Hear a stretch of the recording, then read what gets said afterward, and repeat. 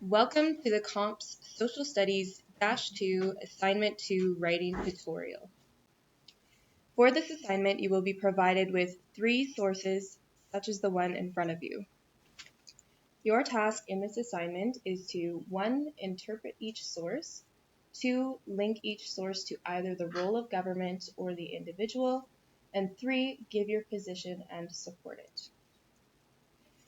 In the first part of the assignment, you will interpret 3 separate sources in 3 separate paragraphs. In order to answer the first question, you must include the following. Link or connect the source to either the role of government or the individual. What is occurring in the source? Remember, no descriptions. Include social studies vocabulary or terms in your discussion. And finally, what is the overall message of the source? What is the importance of the source? Answer the second question in your 4th paragraph. Be sure to discuss what do you think the role should be, why do you believe this, and provide social studies evidence to prove your opinion and reasons.